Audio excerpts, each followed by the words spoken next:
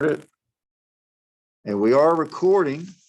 My name is Gary Templeton at West Virginia University, and we have a special guest here, self-proclaimed serial entrepreneur Rich Lee is going to talk to us about his career and experiences with information technology organizations.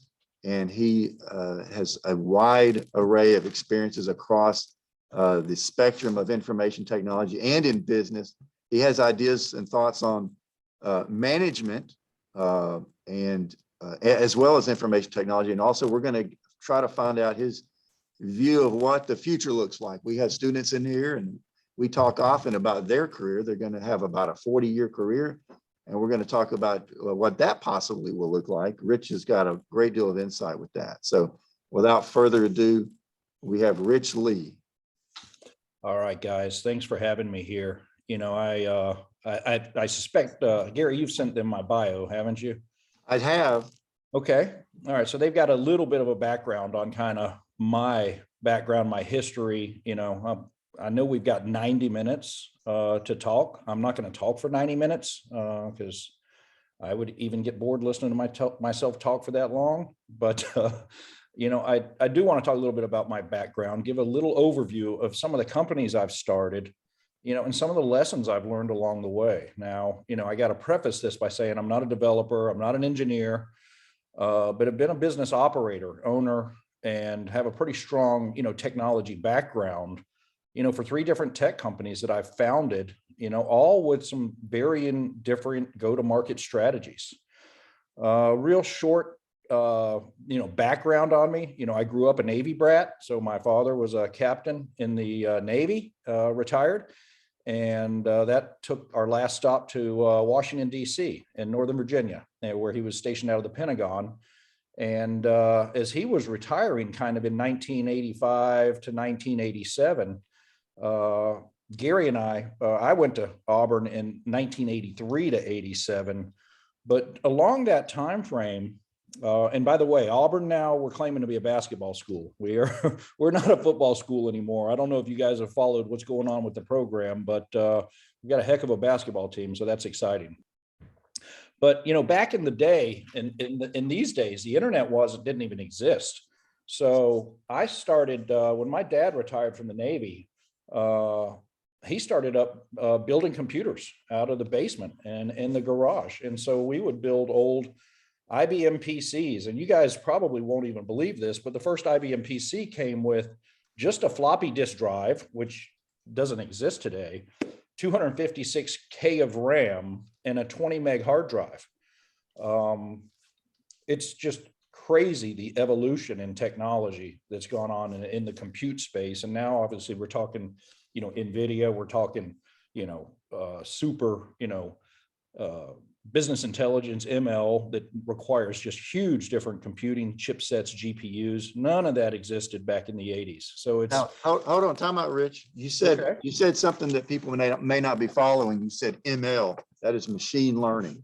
Yeah, yeah. So you know, with what's going on everywhere from healthcare to machine learning, business intelligence, virtual reality, which I'm sure everybody's pretty familiar with, the need for, you know, high intense graphics and high intense computing, there's just this insatiable need. And so, you know, to be able to speak from 40 years ago when the first PC came out to what's going on, you know, in today's world, it's just amazing. And you'll be saying the same thing 40 years from now. You'll say that the NVIDIA chipsets were slow and there might be some new startup that's gotten into, you know, even heavier intensive computing. So, you know, what some of the bigger companies that existed 40 years ago are no longer around really today. So it's just crazy, the amount of innovation going on in technology and how quickly, you know, some of this displacement can go on with some of these firms that today are some of the leading edge players. But that kind of brings me to, after building computers, you know, I kind of branched off and started working for a VAR computer dealer, because that's all you had back then was computers. You had, you know, laser printers. And so we would just go out there and configure corporate networks. We would sell computers to everywhere from the general public to small businesses. And then I decided to move to Orlando, Florida in 1996, and right when the kind of the internet was coming online. And it's really hard, to talk to some of the younger people to understand America Online and some of these dial-up providers. I know Gary gets it. We're just starting up back in the day and connecting home users and business users to the internet over what was a dial-up modem. And so, when speaking about how far we've come since then, Gary, you might want to even comment on how to connect to the internet back in that day. Yeah, it's well depicted in the movie War Games, and it's a telephone. You have a modem, you set it on the set. It's through the literal telephone. So, I decided I was going to open up what's called an internet service provider. And we competed with America Online back in the day. I literally bought 48 modems, bought an internet T1 connection, and I was in business. And that business, just due to the simple growth of the internet, that grew very rapidly from 1996 to 1999. Hey, Rich, I have a question about this, and I hate to interrupt you. Yeah, go ahead. But I find Zoom to be a little difficult. You're talking, you can't really see your audience too well. So if you don't mind, I'm going to interject a little bit. Sure. Your degree, tell us about your degree and how did that relate to how did you get from that degree to that business? Well, keep in mind, like I said, my father started building computers out of his basement. So I'd go home during summers and help him build computers. And my business degree was actually in building sciences from Auburn University. So I have not used one day of my degree. I was doing my thesis my last year. And, what we all know right now as Excel and Microsoft Word was old Lotus 1-2-3, and I think Notes and one other program that is no longer around. So I Ashton Tate DBase 3, if you remember that, Gary. So yes. I started kind of doing some light programming, macro work in Lotus 1-2-3 and DBase Plus, and really started enjoying computers. And I started seeing kind of, the growth of what I felt was going to happen. So, it was an interesting time to make a career decision that would have taken me into kind of construction sciences and architecture and things like that, to kind of totally do a shift. And, I just had a passion for it all along, kind of like you guys probably have a passion for information services and computers and, the thirst for knowledge around some of these, the software companies out there. And so I totally did a pivot away from my degree, which, was interesting, but I understood computers. And, like I said, I was very passionate about it. So, started making a little bit of money selling computers, selling local area networks to businesses. And then, the internet kind of started up, and I said, this is my chance. I had a little cash in the bank, and I decided I was going to go out and start this little internet service provider. And it's, much different today. You could literally kind of hang a shingle out on a wall 40 years ago and start something up very cheaply. Now you're finding companies in the tech space, just to even kind of get started, you're looking at $10 to $100 million that you've got to go out there and raise. So times are much different to build a tech company, today versus 40 years ago. Switching costs or startup costs. Mm-hmm. Yeah.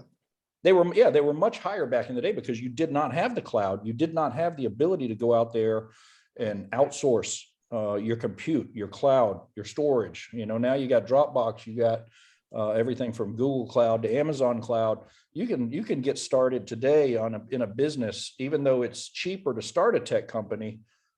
There's many more tools available for the small business guy to build a website, start it up, and outsource all of these pieces of your business for a small monthly fee.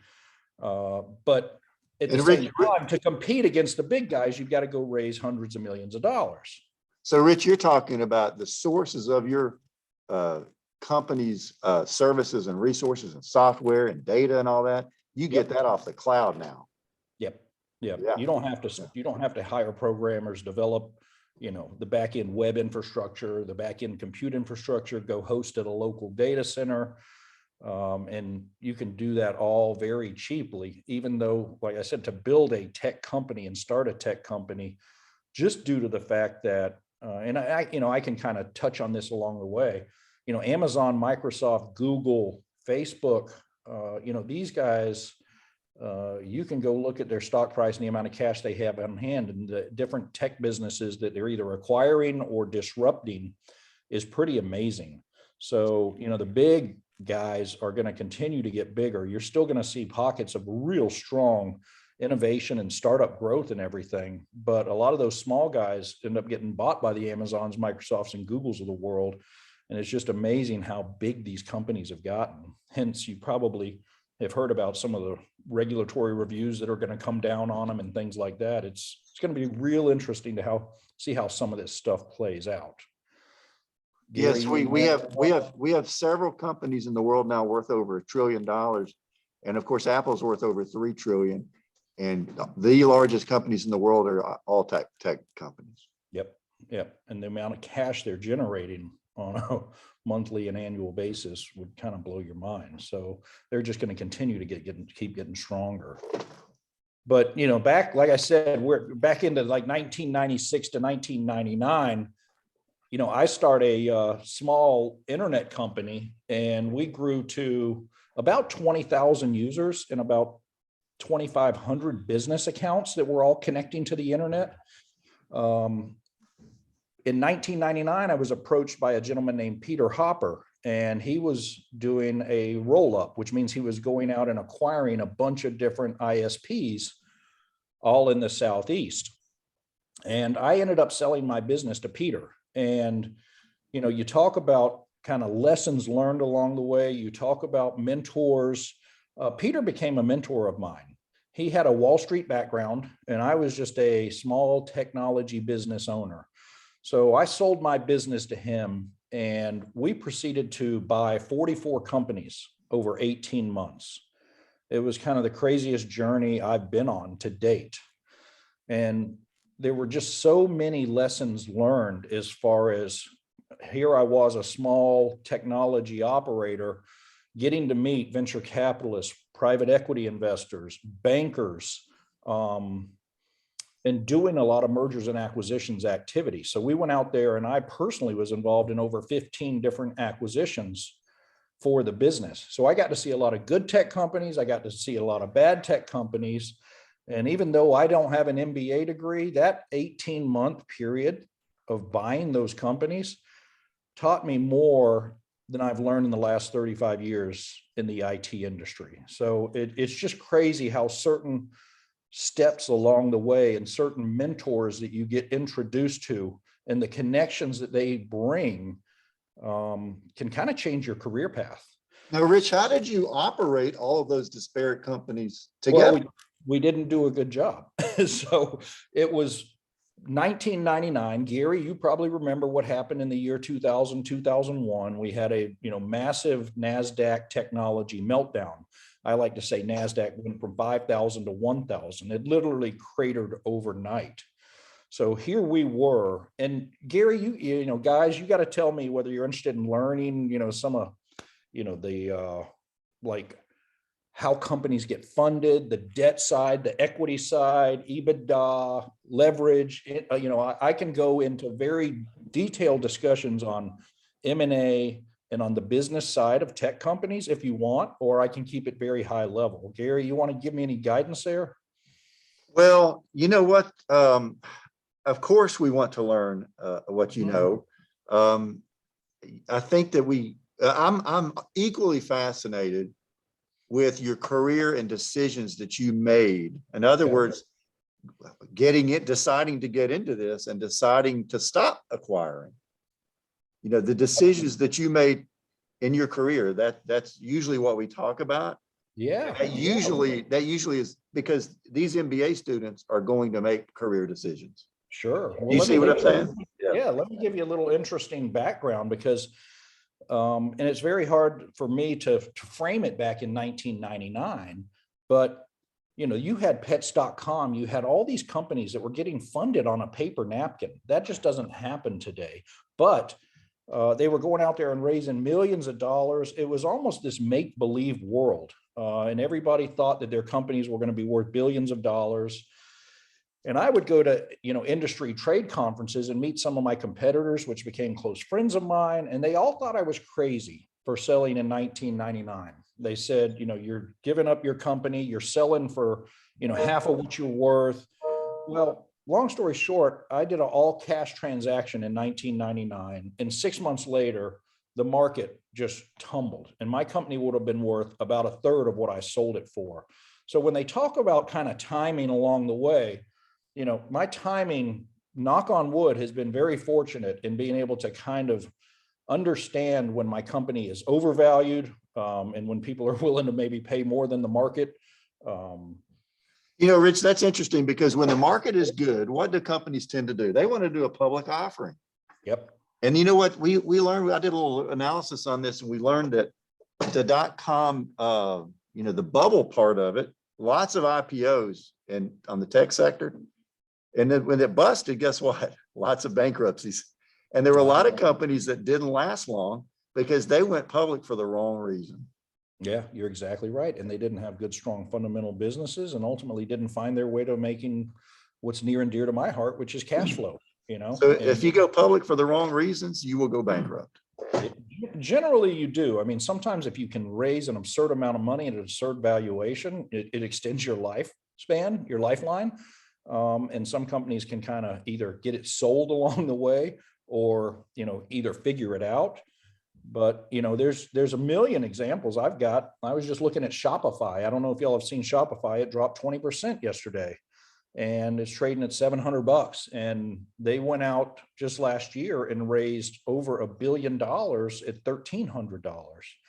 So, they raised a ton of money at a very high valuation, and now they're trading at about half of that today. So the general public kind of got handed a bag of goods, so to speak, by buying that company at such inflated valuations. And so now Shopify's got a ton of cash and investors have lost a lot of money if they bought it at $1,300. So, there's all sorts of examples out there about, what, companies, when companies are overvalued, some of the things you ought to kind of look for are maybe their price to sales at 7 or 8 times. I think Shopify is at like 55 times. So, you can see that it's a very frothy market in, the public technology company space as well as the private space. So it sounds like the markets can overreact to something. Yeah, I mean, and they did in that case. Yeah. I mean, people are people, they get caught up in, wanting to catch the next great ride, so to speak. And we've all seen Shopify. I don't know if y'all have, Zoom, which we're using this platform. Their stocks dropped 70% because they were kind of a pandemic darling, and now we're coming out of it. And, their stock has just kind of cratered. And great product. They're going to do great over the long term, but it's just a case study in overvaluation. Hey, Rich, I have a student with a hand up in here. Okay. Come up there, or can you hear me? Well, he can hear him, right? Go ahead, just speak loudly. Yeah. Tell us your name first. My name is Michael DeFelice, and I was just wondering what's your strategy for financing a company? Debt, like what's your percentage of debt to equity? Do you have something you live by or try to stick to? Do you prefer one over the other, or how do you factor that into funding a company? Yeah, no, that's a great question. And I have kind of different answers because, the startup typically is all equity investment. Typically a founder goes out there, says, hey, I want to start this company, software company. You can't raise debt because you don't really have any cash flow. So the banks aren't going to lend to you. It's very hard to go raise debt when you're just starting a company. So all new companies generally get funded with equity as they grow along the way, and they either have assets that back them up or they have cash flow and real customers that back them up. Generally, they can go to a bank and say, hey, let me borrow based upon my assets, which is inventory, fixed assets, things like that, and borrow against that. Or let me borrow based upon how much cash flow I'm generating, which can vary anywhere from 3 to 4 times cash flow to 12 times cash flow. So if you're doing $1 million a year in profit, you can generally borrow $3 to $12 million. And it can even change if you're looking to do M&A. So if you're looking to go buy a company that may have $1 million of cash flow, banks will tend to lend you a little bit more money because you're going to, buy that cash flow. So, but, if you just think that basically all startups are equity funded and all more mature companies are a little bit of mix of debt and equity, I think that's probably a good guidepost. Thank you. Mm-hmm. Now, Rich, where did you learn the accounting necessary to do the things you're doing? Because you were building science. Again, like I said, I had a mentor, which just became so valuable to me. And, obviously I've been doing it 35 years, so that kind of helps too, and I've learned some hard lessons along the way. I've like to say I've gotten kicked in the teeth enough to know that I don't like getting kicked in the teeth. So, some of my, I think, success over the years has been learning kind of what not to do, as well as knowing what to do. So, founding 3 different companies, all with different cap structures, all with different go-to-market strategies, all with different levels of debt and equity. I've kind of gained that experience, and I've done a lot of mergers and acquisitions too. And I've dealt with some very smart private equity guys. I've dealt with very smart venture capital guys, very smart bankers. And so, I have been, so to speak, fortunate in that, some of the transactions I've done along the way have given me a lot of connections in the space, so to speak. Thank you. I'm going to just continue on to tell us more about your. Okay, so again, I sold, and this just goes to show about timing. So I sold my first company, MPI Net, all cash, 99, rolled up 44 companies in 18 months, which means we acquired 44 companies. I don't know if everybody understands what roll up means, but we acquired 44 companies, and then the NASDAQ cratered. Long story short, we'd raised $100 million of equity. We raised $70 million of debt. We were buying ISPs that say had $1 million in cash flow for 10 million that were now worth about 5. And so my mentor, Peter Hopper, who was the CEO and I was the vice president, he left the company in about 18 months later. And then I left it shortly after. And this is 2001. So does everybody, you don't have to answer this, but I'm sure everybody kind of knows a little bit about what data centers are and how they host, large companies and their server infrastructure and stuff like that. But in 2001, due to my connections I'd made with private equities, with bankers, investment bankers, with VC guys, I basically left that company, and I'm in Orlando, Florida, and I hired an investment bank to go do a nationwide search for me. And I said, go find, I think data centers are going to be the next great play in this sector. And an investment banker sent me a couple of deals in the space. There was a company in Raleigh, North Carolina, which is where I'm sitting right now, that was in bankruptcy due to the technology crash. And I acquired that company in 2001, packed up, didn't know anybody, packed my suitcase, came to Raleigh, North Carolina, and I acquired that company for $375,000 out of bankruptcy back in 2001. That probably would have been worth about $6 million a year to 2 later. So, what gave me kind of the confidence to do that? One, I had a strong investment banker that was giving me a lot of good guidance. I was a strong operator in the field that understood that I thought I could get this to a cash flow neutral position in about a year and a half. We were still burning money out of the gate, but we only raised $1.5 million to fund the company, all equity. And I spent $375,000 and bought this company out of bankruptcy.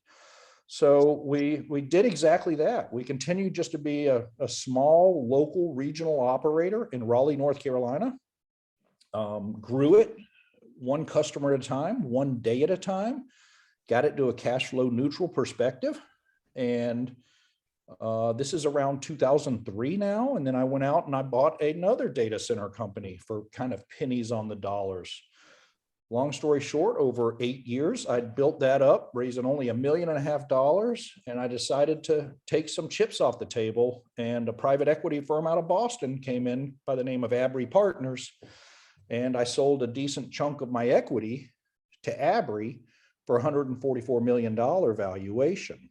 And I continued to run it for them. So that gave me the ability to take some substantial chips off the table, stay in the game because the business was still growing, as well as go now, hopefully get second, third bite of the apple and sell it in the future. So we proceeded to do just that. We built it from $144 million, and this is in 2 years. We sold for $310 million 2 years later to a firm by the name of Windstream. I don't know if they're in your local market or not, but they're your traditional kind of telecom Charter or Comcast type of company that does everything from your cable modem to your internet providership to your voice. They're kind of that triple play: voice, cable, and data.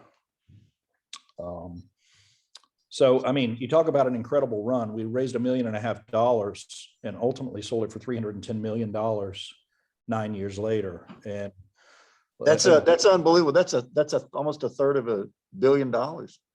Yeah, That's unbelievable.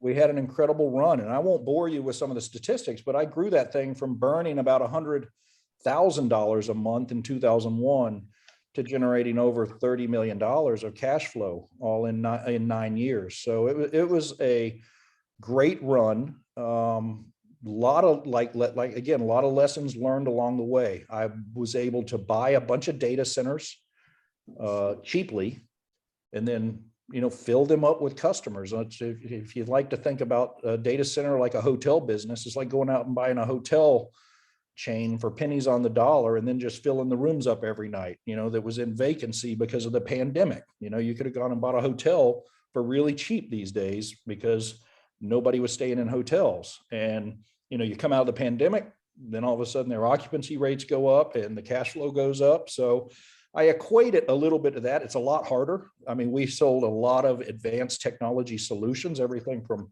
cloud to backup to storage to redundancy, load balancing, failover, replication. I mean, you name it. We did a lot of those type of high-tech complex services for customers. But at the end of the day, it was, let's fill up those data centers with clients.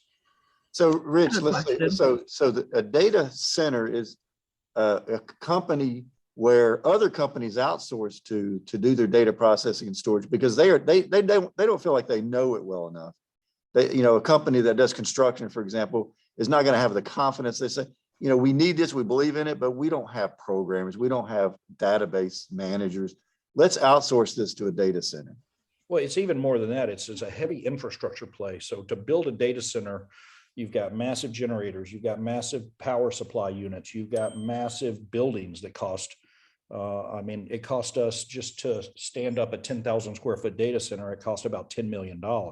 So a lot of small, mid-sized businesses just don't have that capital to go deploy to put 100 servers in a data center. So they would outsource it to, and Amazon and Microsoft and Google don't even build their own data centers. They use other providers. So they'll put thousands of servers in these big data centers, and they don't even fund these data centers. So it's an amazing business. It's grown rapidly over the past 20 years. And so any questions along the way? That company was called Hosted Solutions. Yes, I have a question. Sure. So with, I'd say, data centers and data warehousing fully becoming mainstream adoption and now going more towards cloud migration and cloud warehousing for data, what would you hypothesize is next now that cloud migration is becoming more mainstream in itself? Well, when you say cloud migration, when you say data processing, when you say data storage, when you say, analytics, when you say machine learning, virtual reality, all have a huge need for compute, storage, and bandwidth. And that's exactly what data centers provide. So, whether it's companies outsourcing, whether it's you setting up an instance on AWS, which is Amazon's web services, Amazon's going into a data center to put that server, that storage, and that compute. So when Amazon grows, data centers grow, and there's an insatiable need for data center capacity. They almost can't build it fast enough to service the needs of Amazon, to service the needs of Microsoft, Google. You know, those are what we call hyperscalers. And then you've got what's called baby scalers, which are the Facebooks, the Oracles, Dropbox. You know, you pick some of these smaller kind of cloud companies. And so the need for speed, low latency, high compute is just insatiable at this point. And Rich, let me just add to that, that I know people who have helped small businesses convert to data centers in the cloud, and they're saying that it costs pennies on the dollar compared to hiring your own professionals. And if you think about small businesses, they cannot possibly buy and staff a large computer. And a lot of medium sized, they have to go through the cloud. They have to utilize, you know, it's a fraction of the cost for the customers, for the businesses who are using those services. So that's a huge motivator, and it is not going anywhere. It is going to continue to expand. You know, and one of the driving forces also is this consumption model, right? So, you know, you can start a business small, and if you only need compute power from, if you're say you're a Christmas-based retailer and all you do is sell ornaments over Christmas, you don't pay for your infrastructure those other 10 to 11 months of the year. You're only paying when your infrastructure goes up or down those needs. So when people are not really shopping for ornaments or Christmas items, you know, 10 months of the year, you're not really paying for anything. So this consumption model and cloud model is what's driving companies to sit there and go, you know, I don't want infrastructure sitting there that I'm paying for 12 months of the year. There's no way I can replicate those costs. So, you know, there's other companies that only decide to do their high instance computing, you know, from 10 p.m. to say 7 a.m. in the morning, where it doesn't cost quite as much, you know, because nobody's really using some of that compute during that time frame. So there's different consumption models, different pricing models that make it very attractive for small, mid-size, even enterprise businesses to kind of outsource to these cloud service providers. So, I mean, if you go look at Amazon's web services, if you go look at Microsoft and Google, the growth of these companies would absolutely blow your mind in web services. You know, Amazon's valuation, over probably 60% of their value today is coming from their web services division, not from their, you know, selling widgets online. Rich, we also have a question from Jeffrey Brown, who is on Zoom. And this question is, in growing your business, how important was it to hire talent versus focus on what you knew to be successful? Did you grow through your own direction or growth using talent brought in? Well, I mean, talent, you know, human capital is kind of the new capital of, you know, the economy today. You know, talent is everything, and finding great talent is very hard right now, but it's been very hard for many years. So, you know, if you, I like to say, I don't consider myself the smartest guy in the room, but it's imperative for me as the CEO of these organizations to surround myself with guys that are smarter than me. Now, that being said, you know, I'm the CEO, right? So I run the ship. I handle strategy. I handle board governance. I handle all of these different things. I'm not a CFO. I'm not a COO. I'm not a lead developer. You know, so making sure that I'm surrounding myself with talented people that are much smarter than me in these given areas of expertise is critical to my success. And, you know, Rome wasn't built overnight, and tech companies aren't built overnight. And I think a lot of people look at tech companies and think they're really sexy because they see the end result being selling for a lot of money. But running a tech company is a grind, just like any other business. And I'm sorry. I think somebody sneezed. Oh, okay. Well, bless you. Running a tech company is just like running a brick and mortar or anything else. You know, they do have different go-to-market strategies. Obviously, they do have different needs for tech talent and things like that.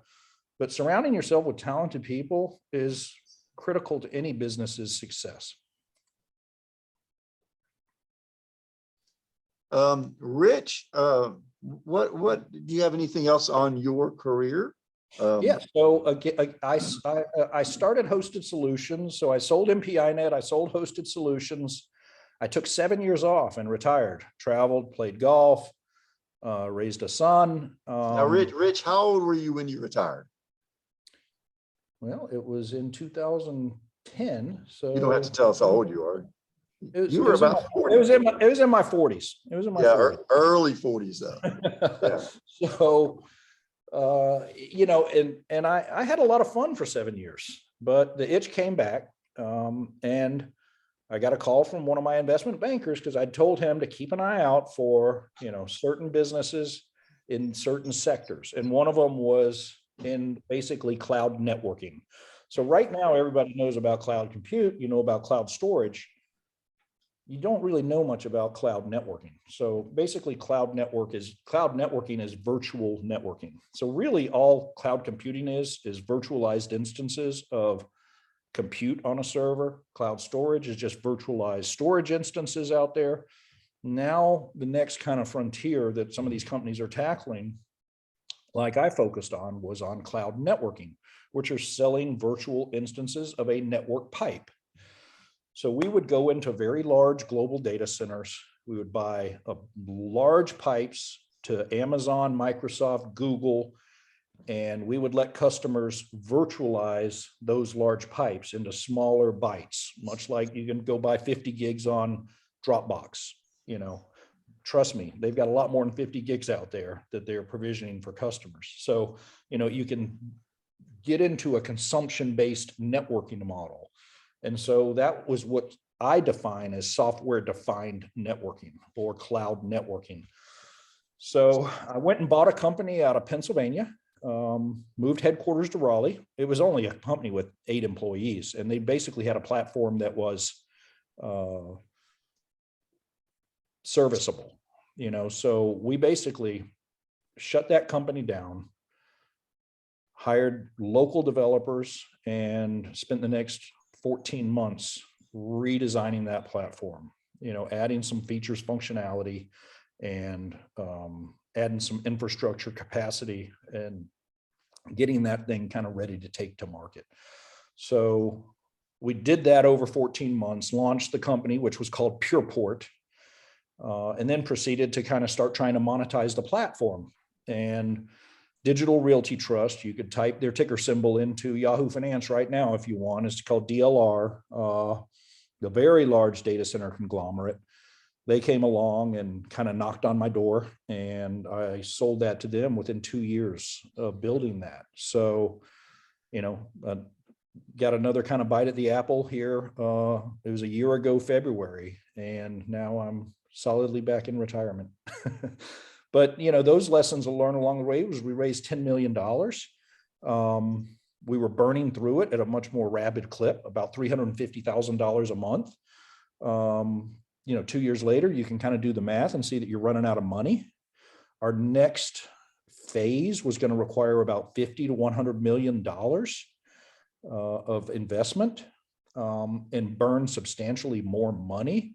So as a business owner, you're faced with either going out to the market, raising $50 or $100 million, diluting your equity because we were still small and trying to monetize the platform.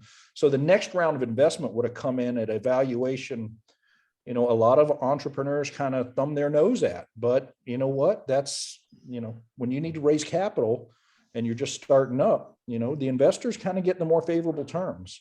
So I was going to have to dilute my equity, raise a bunch of money, burn a lot of money for a long time, or I had Digital Realty come to me and say, you know, here's kind of a great price for a company that we had 20 grand in revenue. And they acquired my business. So, Rich, that's interesting how there are people who we study a company called Mindtree. It's an Indian company, and they did technology and computing. I think they did some of the things that you're talking about as well. Internet service providing, and then they migrated and evolved as well. But in that case, they did not want to sell. they were bought out by a company called L&T, and they did not want to sell. And Yeah. so I'm just curious, do you ever foresee buying a company and keeping it and running it for 20 years? Or No, you're not like that? No, it's not where my passion lies. My passion lies in kind of founding companies, getting them to a certain stage. And honestly, that's more fun. And that's honestly where the money's made. You know, you make it from 0 to 50 to $100 million in revenue. You know, staying on with a company that's kind of in a steady state, that's growing past 100 million, that's got a few hundred employees, you know, it's not as fun to me. It's not as sexy to me. It's not what I really like doing. And so I kind of I'm just a startup kind of guy. I kind of have enjoyed that. It's what I feel like I'm, you know, pretty good at. And, you know, so I like to kind of build them up and then, you know, hopefully sell them for an overvalued price. Well, you know, Rich, that kind of brings us back to your degree in building science. You know, you build something and then you're done. You don't like to live in it. You want to build it and be done with it. Yeah, I mean, I operated hosted solutions for 9 years. So it's something that's, you know, it was still fun. We were growing rapidly. But then it got to a point where it was only going to grow at 20 to 30% a year. And, you know, a lot of this has to do with the market, you know, kind of tailwinds at your back, you know, and when somebody wants to come in and kind of hopefully pay you more than you feel your company's worth. So, you know, timing is everything. And, you know, just the reason you can sell your company for more than it's worth is because you're executing, you're growing, and investors like that, and capital flocks to those type of companies. Well, thank you. We have another question from Jeffrey Brown. Last time I read Jeffrey's question. I wonder if Jeffrey will state his own question. He's on Zoom. And Jeffrey, there we go. Go ahead, Jeffrey. Thank you for your time today, Mr. Lee. I live and work in Virginia Beach, Norfolk area. We have a lot of government contractors. Small businesses come in and win major government contracts. It's a way of generating an enormous amount of revenue right off the bat. In saying that, do you feel there's a security concern between them utilizing outside data centers and networks, or should they use technology that they use internally to hold confidential or proprietary information to themselves and not allow it to be possibly taken away? Yeah, no, good question. And, you know, I have my thoughts, and they may be right, they may be wrong. I think they're right. Companies today, especially that you said that are small, they come in and win large contracts, they have nowhere near the capabilities to deploy their own infrastructure, deploy their own security teams, gain the compliance that's required, you know, with PCI compliance, with HIPAA, with everything. So they almost have to outsource to different best of breed providers. Call it a data center company. They may add Palo Alto Networks or CrowdStrike, you know, so they can pick the best of breed outsource provider they want to deliver the solution the government requires. But most likely, like you said, if they're a small business landing a major contract, the government's not going to approve them unless they outsource it through your Amazons and your CrowdStrikes and your Palo Altos and, you know, people that already have these compliance and initiatives and they have 24/7 network operations centers that are doing all of this advanced threat intelligence for these companies. There's, you know, very few companies nowadays that can manage their own security infrastructure and their own security team. It's just too cost prohibitive. And so you don't feel that there would be, I guess the other side of the question is, you have to be, you know, verified and vetted before you can even look at those contracts. Is there any question that information might leak by being outsourced? Well, it's got a much higher threat to leak if somebody's trying to cobble together their own security platform than using a CrowdStrike or Palo Alto. So, you know, most likely, and like you said, if a small company's going in there and winning a big award, they've probably gone through, you know, a 400-page RFP.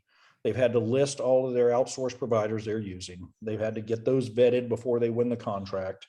Not saying it can't be done. I'm sure Lockheed Martin and some of these larger, Northrop, whatever it may be, they're winning government contracts, may have their own internal teams. But even so, I think they're using CrowdStrikes and Palo Altos of the world for their security initiatives. So it's just becoming so complex, so labor intensive and if you look at CrowdStrike, it's kind of an ingenious platform where they're taking, the more that you sign up and use CrowdStrike, the better threat intelligence you're going to have and security posture you're going to have, is because they're taking all of these threats from every single customer and gaining data. Data is the key.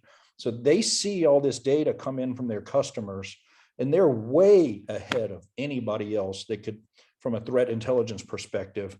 So, it's a proactive posture versus a reactive. And the more companies that sign up to use CrowdStrike, the better it is for CrowdStrike and the better it is for the customer, because that means more data and more intelligence that they can take in and be proactive with some of these threats. Thank you. Thank you, Rich. Do we have any more questions from students? Anyone in the classroom or on Zoom? I do have another one. Sure. Where do we go next? What do you see the future to be? Well, that's a great question. I wish I could kind of answer that. I can give you some of the, some thoughts that may or may not play out this way. But I think, as I kind of said in my initial, when I initially joined the call, I think software is going to eat the world. And so I think, Amazon, Google's, Microsoft's of the world, CrowdStrikes of the world, things like that. Software companies are going to displace, every old line sector at some point. Is it going to replace your mailman? No. Is it going to replace some of these things? No. But and it may. We're going to a kind of digital world now. And so, the companies out there that are on the forefront of developing software, and they're getting funded in every single sector that you would say is a traditional old line sector. There's somebody out there building a software platform to disrupt pretty much every, traditional old school platform. So I think software is going to eat the world.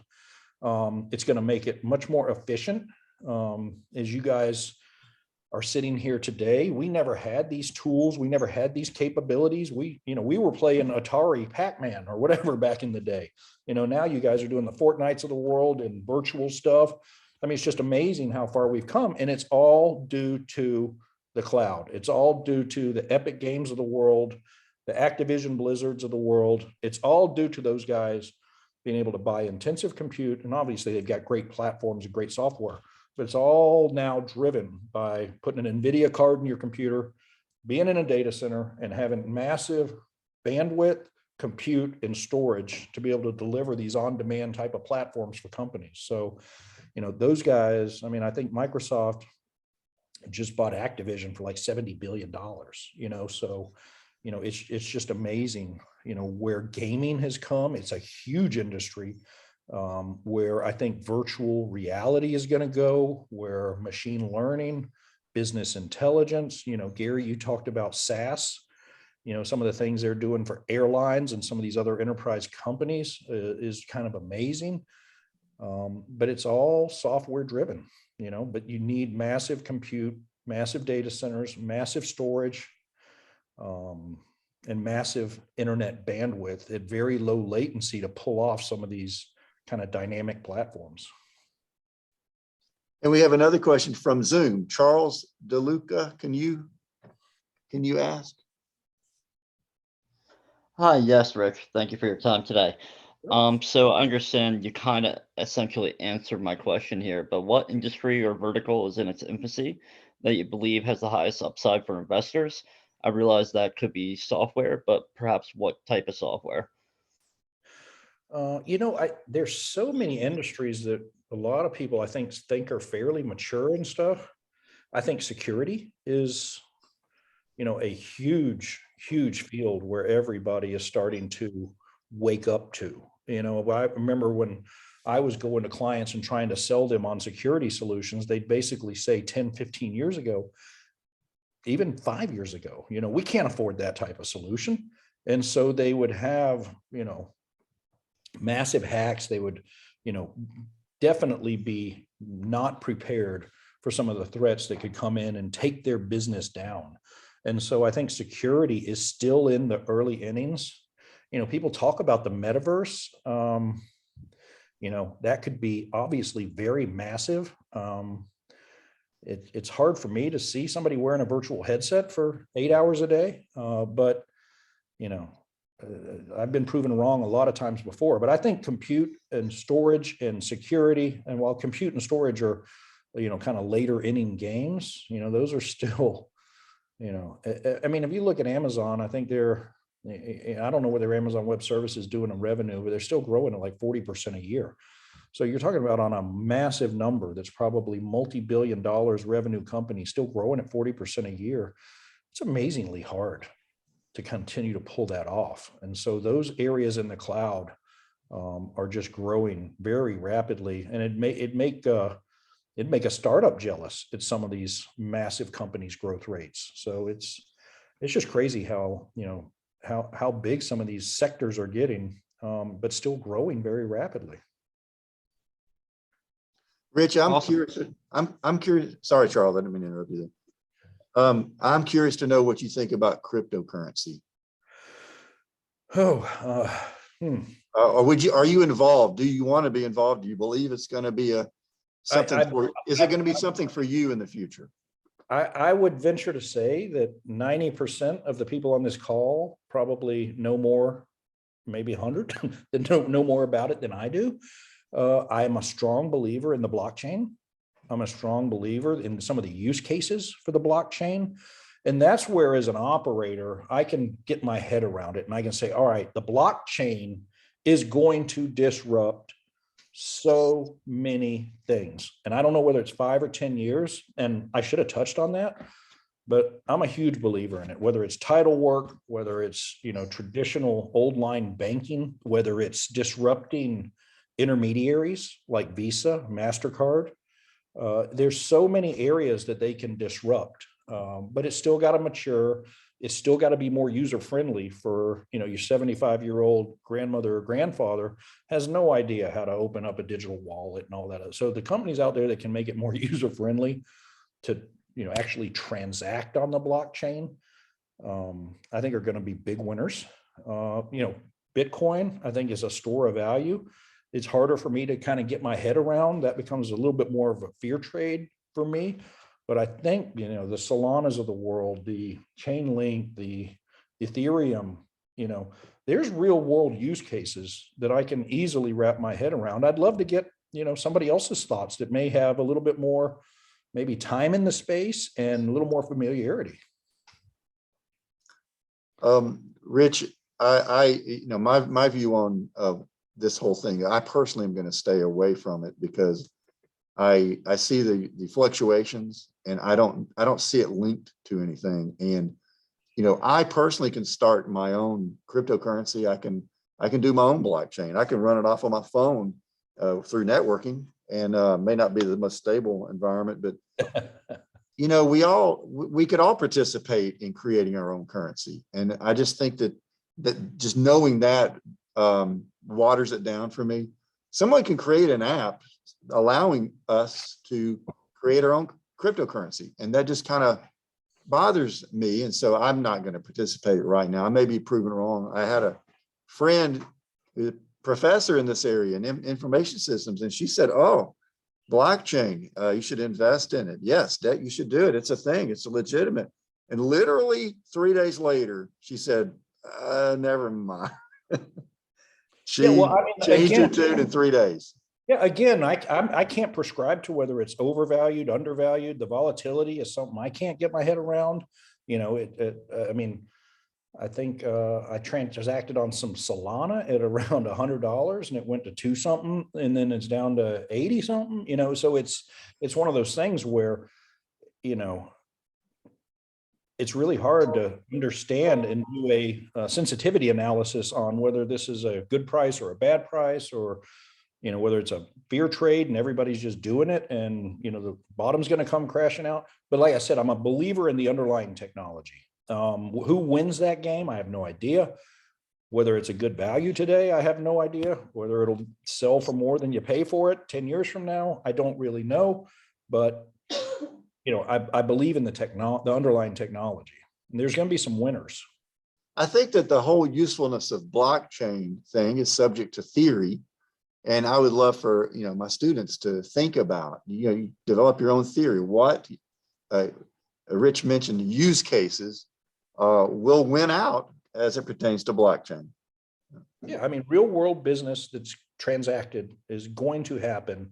And I will tell you, there's a lot of people far smarter than me that are investing billions of dollars into some of these companies.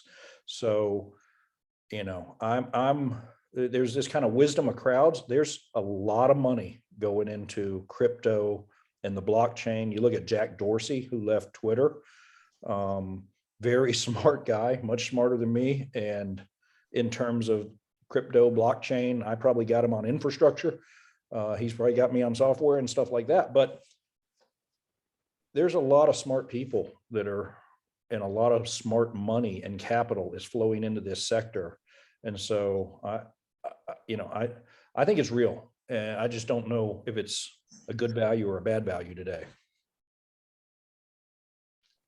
It is exciting. Several years ago, Bill Gates said we are in the infancy of computing.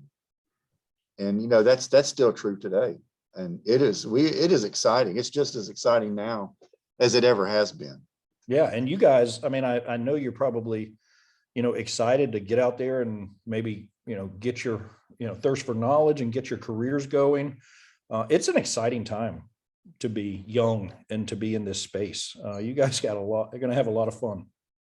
Yeah, I agree. Does anybody there is a question, Jeffrey, I didn't understand your question here, something about blockchain and crypto.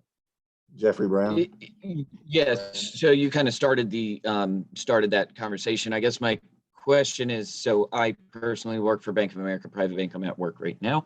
I do question whether or not a government would be willing to adopt blockchain.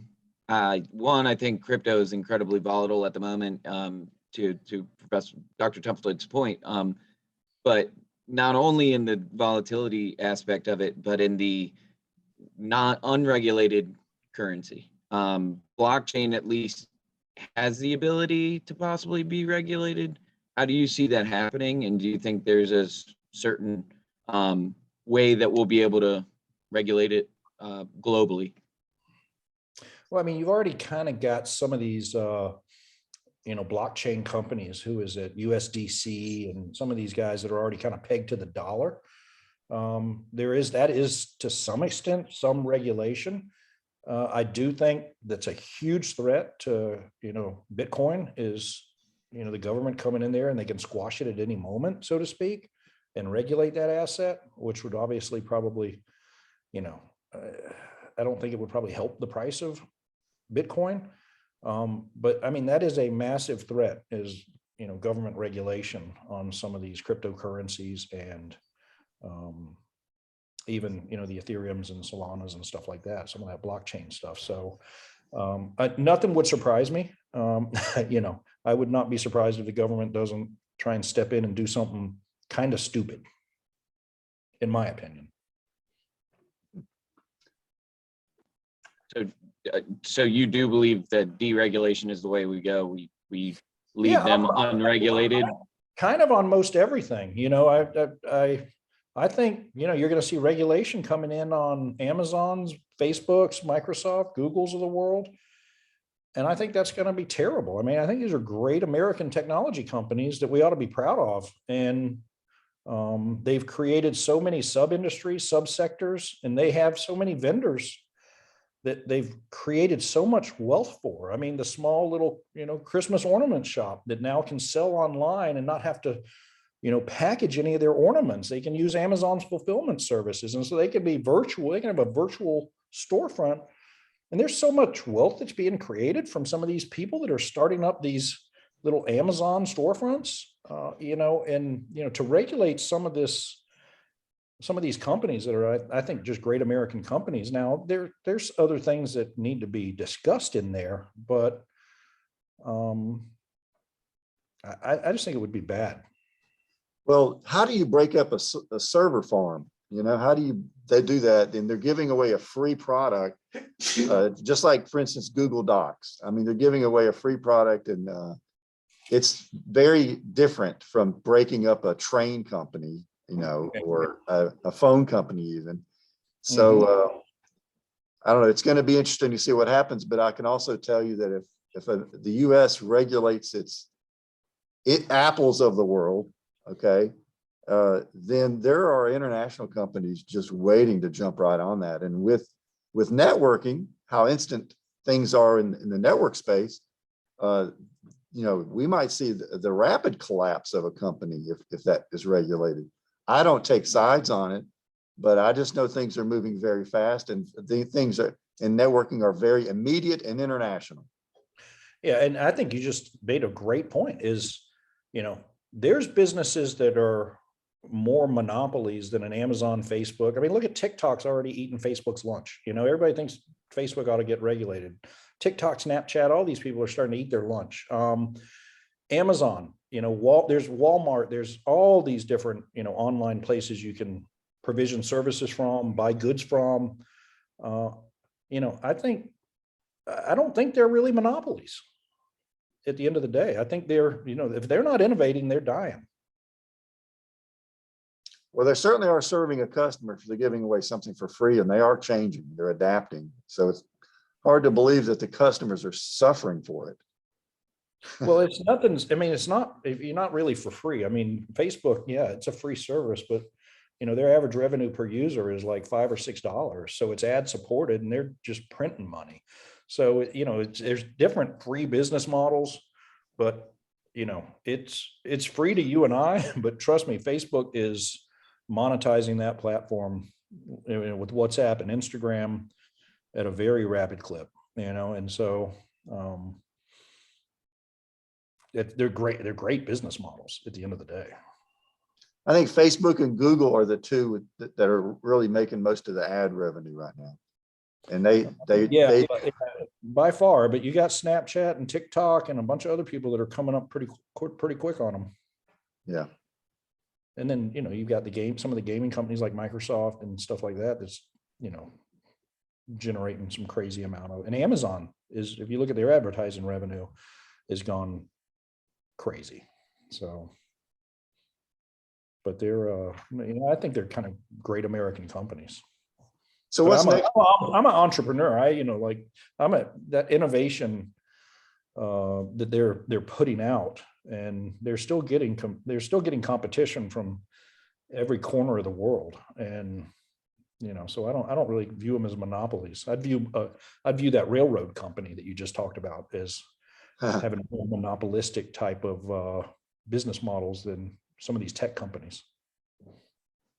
What's next for Rich Lee? I think I don't want to do another tech company. And I know that it's what I know, it's what I've enjoyed. I kind of feel like I'm done with that. I think I'm going to venture off into doing a little more lifestyle. It's put a lot of gray hairs on my head, technology. And I think I'm going to do a little bit more lifestyle businesses, develop some real estate, travel, try and be, continue to be a good dad, and enjoy kind of, some of the success I've had. What about using your experience writing a book or teaching a class, or you have a lot of wisdom in this space, mentoring? Yeah, no, I do mentor. I sit on some boards of tech companies. That keeps my mind fresh. And I enjoy doing that. I stay busy enough, so I'm enjoying this kind of retirement lifestyle. Okay. Any other questions for Rich? You have any? Go ahead, Jeff. Sorry, I feel like I'm the only one talking.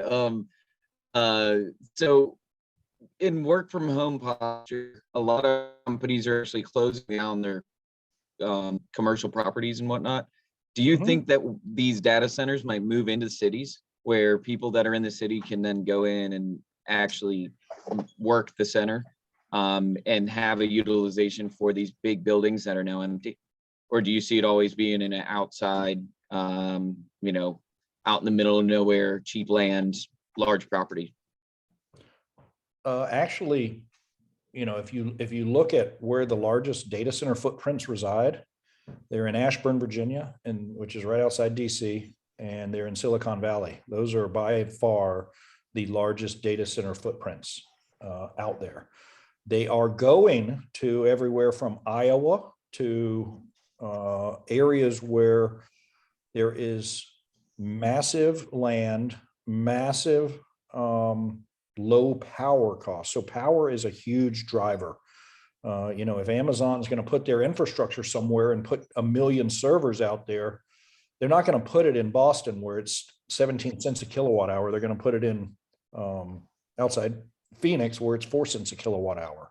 So the cost of power is probably the number one determinant in where you put a data center these days, because the cloud is now kind of global.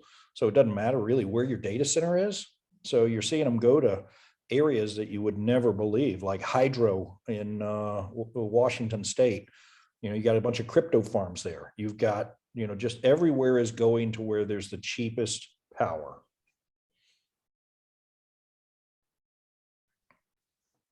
Any other questions out there? Rich, I appreciate you. I want to make another comment. I've got a gift for you. It's going to be a WVU gift. It's coming your way as an appreciation for you joining us today.